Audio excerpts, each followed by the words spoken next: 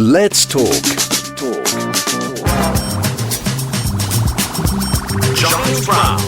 I'm delighted to be joined live on the line by James Henry, British comedy screenwriter who's worked on Green Wing Campus and Delivery Man. He's also got a book out called Pagans, which we shall touch on as well. But he joins me live and direct at this moment. James, good morning to you, sir. Good morning. Hello. And whereabouts are you for our listeners so they know exactly where you are, where we're talking from? I'm currently in a hotel opposite the Savoy, but not the actual Savoy. You should have said I'm a stone's throw from the Savoy. Are you on a book tour then at the moment, or are you just slumming it? I'm signing a lot of books. I'm just wandering around central London today, signing lots of books, handfuls of. So, yeah. Presumably your own books and not sort of other people's books. I mean, I might get carried away and just start signing the nearest books after a while, but we'll see how it goes. Let's talk about the £300 elephant in woad in the room, which is the book Pagans. See what I did there. Just explain, because I know that you've spoken with Hannah about this, and that will be in a later interview. But the book Pagans takes a bit of a strange look. It's a what if, isn't it? Yeah, it's an alternate. I've always liked alternate history books where, what if things went slightly different and everything changed? So it's kind of one of those things. It's sort of a parallel present. It's a Britain in which we're still divided between Celts and Saxons and the Norse to the north in Scotland. But everyone's got this social media, there's police cars, there's murders, and it's really a crime story. It's two detectives who have to team up to take down a serial killer, really. That's what it is. I'm just wondering what a Norse social media feed would look like. An awful lot of runic, I would imagine. A lot of runes. Yeah, an awful lot of runes, a lot of kenning, a lot of flighting. Pimp my longboats, that sort of thing. Yeah, exactly. Yeah, it'd be quite weird. I mean, it's fun. I mean, it's in this world, Britain is divided into three separate nations. So there's the tribal West, which is the Celts, where all the Celts have been pushed into the southwest and Wales. There's Saxon England, and there's the independent Republic of Scotland to the north, with the Hadrian's Wall is kind of a Berlin Wall to keep out the sort of Saxon car bombers, that kind of thing. So, right. Yeah. On the surface, it looks like Britain, and it is Britain. And then everyone has different beliefs. So paganism is a state religion. There's no Christianity. People do believe in hundreds of gods and all that sort of thing. So it's very familiar and very weird at the same time. Now, people will know you from the screenwriting. So, what sparked your curiosity in Pagans, and how different a discipline is it between writing for the screen and writing novels or historical work, for example? Do you approach them in two different ways? Kind of. I mean, where it came from, where Pagans came from originally, I'm from Cornwall. I grew up in Cornwall. Then I spent a lot of time in Canterbury and Kent. And they're just culturally weirdly different, even though people don't look that different. They're very, very different. And there was something really interesting in the idea of an east-west kind of cultural divide. There's supposed to be there is a north-south divide. If you're from Cornwall, you're not part of that at all. It has nothing to do with you. So an east-west divide is more kind of interesting. And that was something I've been wanting to play around with for a long time. And did it come from the Angles and the Saxons and the Jutes coming into the east of Britain and kind of pushing all the Celts southwest? So they have very different kind of mindsets. But yeah, basically how it came about is I'm part of a comedy writing team. So we worked on ever since Smack the Pony, really, in Green Wing and Campus and Piglets. And we handed in a couple of sort of new projects just before lockdown, essentially. And then lockdown happened. And then it was, will they in fact be television in the future? We don't know. And I thought, well, this is kind of if I'm not going to write a book now, I'm probably never going to write it. So I was really kind of looking after the kids while my wife held down a job and paid the mortgage because my work had just stopped. So I just kind of wrote 500 words every morning and just sort of cracked on with it until I had a book. So that's how it came about, I guess. And I mean, did you always want to be involved? Because do people sort of fall into writing? Did you sort of fall into television, or was there an actual sort of a stepping stone progression? So, as a small child, you had the big finger come down from the heavens of whatever Norse god it particularly was at that point and said, you will be a writer for television. Yeah, well, no, I wanted to be a writer. I didn't consider television until I was at university, and there was a course where you got to try all sorts of different things. And one of the things you got to try was the television format. The way a script is laid out is 1 page of script equals roughly 1 minute of television. And it's not that complicated. You can learn how the format works in about 20 minutes or something. And something in my brain really clicked with it. I was like, I like this. There's something Yeah, there's something, you don't have much to work with, but you can get a lot done. It was really interesting. So that kind of clicked. And then later I essentially it's very uncool. I won a competition essentially with Channel 4, a sitcom writing competition. One of the judges was Victoria Pyle, who was putting together Smack the Pony. And one of the other judges was a guy called Dick Handsome, who was an animation producer. He was doing Bob the Builder. So I was working in a bookshop and I started writing scripts, sketches and sort of little scripts for kids' TV and that sort of stuff at the same time. So it was a kind of a gradual process, really. I sort of fell into it. And when you see this is going to show my age, okay? But you see, when I think of script writers, my mind goes back to one of my favourite pictures of all time, and this will show what anorak I am. But it's Dennis Norden and it's Frank Muir, and they've got a writer's desk, and they're opposite each other. And they used to write the comedy sketches with like a two-man desk, which is a bleeding marvellous creation. When you're writing for a comedy, on a TV show, is it in one? Do you all sort of rock up and go, well, here's what I've been working on, and then your colleagues tear it apart, and then you have to throw your ego out the window and go, but that's my favourite bit, Sarah.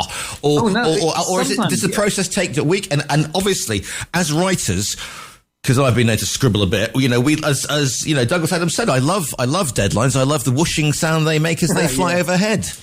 Oh yes, I very much relate to that, yeah. No, I mean, writing for television, the way we kind of made up our own way of doing it. So we'd kind of come together for a few days and compare notes, and we'd sit around and write silly things and put them and put them in a tray, essentially, and read what everyone's done at the end of the day.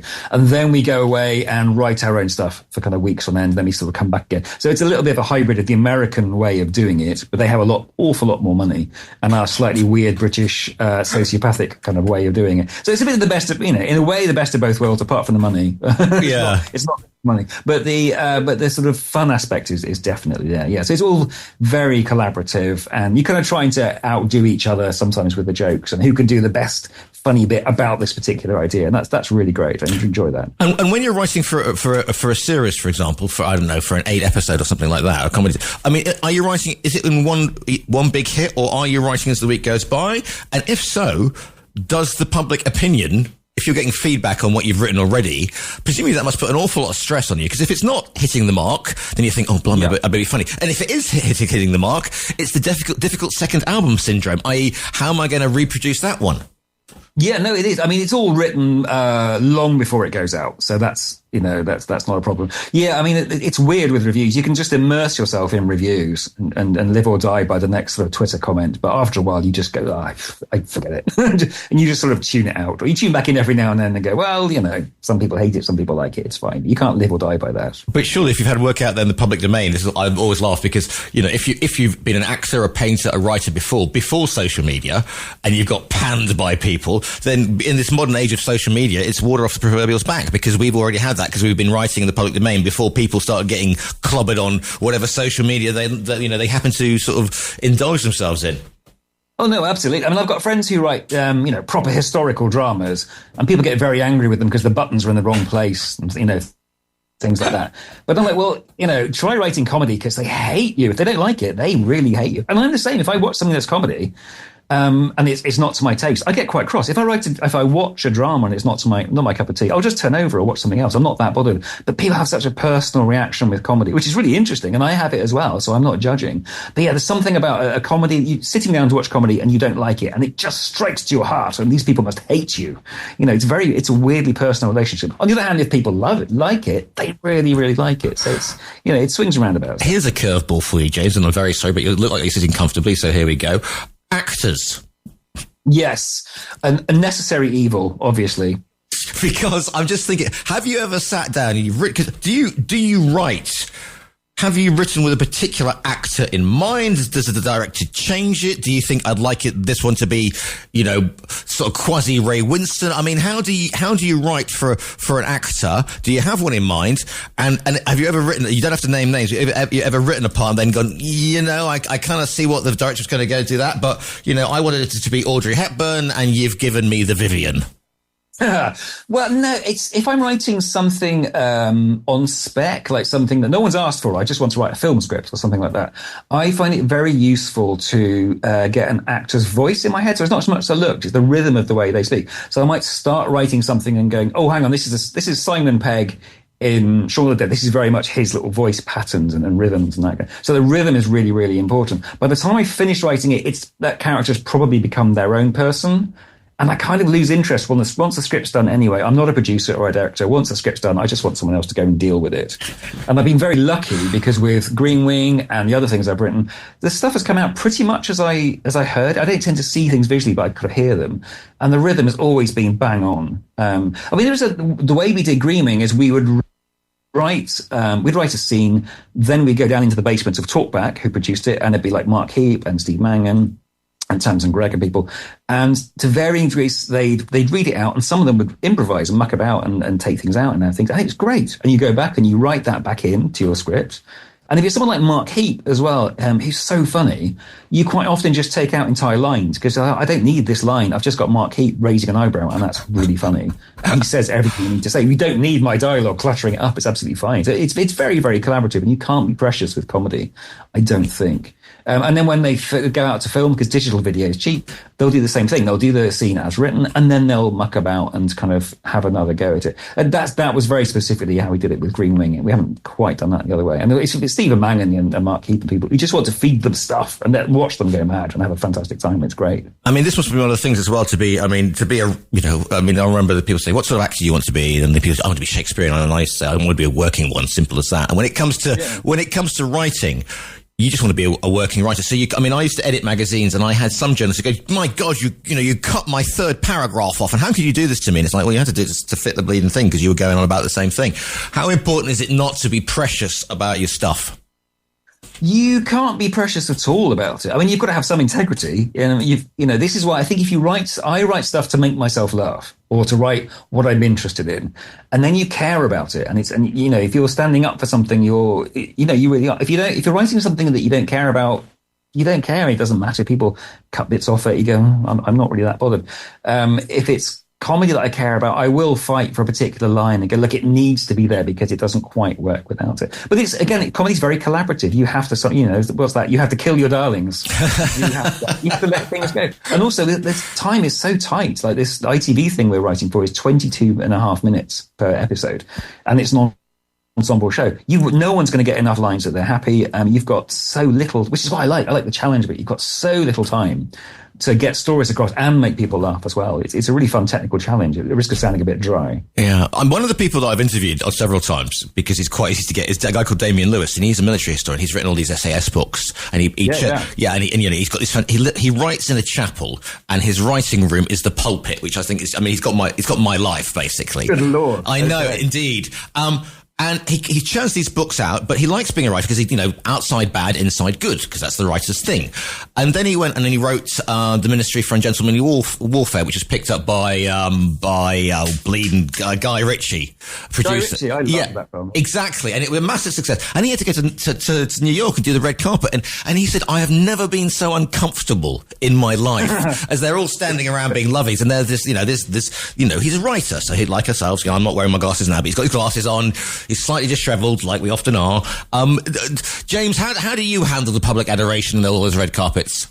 If I ever have public adoration or red carpets, I'll let you know. I was once, I was with Steve Mangan. We went for a drink after something, which is on Brick Lane. We'd gone up one set of steps to go into a bar, and the whole street outside was packed. And it turns out there was a rumour that Radiohead were playing a secret gig. And everyone just happened to look up and see Steve Mangan, who is, is quite well known at the time. And suddenly there were like 4,000 people going, oh, look, a famous. There's a famous. And I was standing next to him, and just having that many people turn around looking at someone next to me, not at me, I was just like, oh, I don't like this. That was the most like, I'm not cut out for this. I don't mind I do lectures occasionally. I don't mind being on stage and kind of talking and stuff like that. But that was too much. He was like soaking it up in the best possible way. That's his world. I was once on a roof, back in the day, I was on a rooftop disco nightclub, and somehow I ended up sitting on the seat next to, or the sofa next to Jamiroquai, JK, that lot, yeah. And because he'd had cancelled a gig, and I had two friends of mine who are Italian models, so I looked like the manager, and they look beautiful, and JK's with beautiful people. And that night, when the Americans go to bomb something, they miss, as they call it, and they hit a bus of nuns or something, or whatever, and they call it collateral damage. Yeah. Well, that night I got collateral bimbos because I got girls who thought I was with JK and must be with him, who were throwing themselves and with all these Italian, and they thought that so that was, they thought that I was part, so I got collateral from that. So that was what you got that day. Yeah, everyone wins. That's fantastic. You get to enjoy your company. Yes, indeed. It's all fine. And we get to put the social media. Book tours. You're in the middle of one at the moment. You're signing books. What's that like? It's quite odd. I used to work in the bookshop, and I used to work in Canterbury, and I used to run events. I used to do Q&As with authors. So you get quite big names coming down from London, which is great. It was really exciting. So I'm not so much meeting the public. I'm sitting and signing a stack of books in one shop and then running to the next one. I'm going to be signing a stack of books there. But it's so lovely to be back in book world. I know that world so well. I know bookselling world, and I know booksellers, and they're a special breed. And we should, of course, support our own independent bookstores as well, shouldn't we? Of course, yeah. So I'm doing some independent ones as well today. So yeah, no, exactly. But it's just a lovely look. It's like getting back in a warm bath. You don't want to get back in a warm bath. Getting into a hot bath. There's some sort of bath analogy that I'm some sort of bath thing like that. Indeed. Yeah. If anybody's out there and wants to be a writer, what's your advice? Yeah. Apart from don't do it, what's your advice going to be? Just don't do it. My advice is finish something. Absolutely, just finish. Doesn't matter. Just write something and finish it. So I know people are always starting books. I'm going to write a book. And then they'll get, if they're lucky, a third of the way through, and then the better idea will come up and they'll chase after that. And after all, you could have written 10 brilliant short stories by now. And it's bad for the soul to this is why writing books is better than telly for me, because you're finished. You've got something to show for it. You've got something to finish that you can put on the shelf and go, look, I wrote that. So just finish. Even if you're going to write 100 words short story, and that's a challenge in itself, write, or 500 words, whatever, just write a little short story and just get through an idea and complete it and then go on to something else. But it's like anything else. I had to sit down and do 500 to 1,000 words a day, every day until it was done. Yeah. And it's not like the films. It's not an exciting, glamorous montage. It's a bit of a trudge. But when I was done 500 to 1,000 words a day, I was done, and I've got the rest of my day, and I can lark about. It's fantastic. So, when you've got a book finished, I mean, there's that great rush when you hit send or whatever you do. Oh, yeah. But then you've got, like I said, so it's difficult second album. Then you think, because somebody will go now on to the next one. It is the hamster on the literary wheel, James. Yeah, I mean, I'd be happy with that. I finished this one, did the rewrite, and then I had to get back to writing sort of scripts. My plan is there's supposed to be 3 Pagans books. This is the idea. So I'm starting the second one after Easter, because I'm just doing various other things. But I'm really looking forward to just being able to put everything else aside, sit down, do my 500 words to 1,000 words, and then, if it's 10:30, doesn't matter. 10:30 in the morning, it's great. Go and have a coffee and I'm done for the day. So yeah. I am looking forward to getting back in the hamster wheel, really. Do you write better in the mornings or in the evenings? Mornings, absolutely. Yeah. And my wife's the same. She's a technical copywriter who's also doing a PhD in medieval history. But we're both writers, and she gets up at 5:30, just cracks on. I get up a little bit later than that, but I like to sort of sit down and anything after lunchtime. I'm struggling to stay awake at the best of times anyway, but it's basically 4 times as hard to produce something that's half as good as I would have written in the morning. So yeah, no, definitely a morning person. If people want to find you online, say nice things, and not get involved in medieval debates about when it actually started and when the Renaissance kicks in, where should they find you? I am on Blue Sky. I think if you just look at Blue Sky for James Alistair Henry, I'll be there. I'm on Instagram as something. There's some sort of James Henry related thing there. So, not hard to find. And you got 20 seconds of free plug for the book, James, so go for it.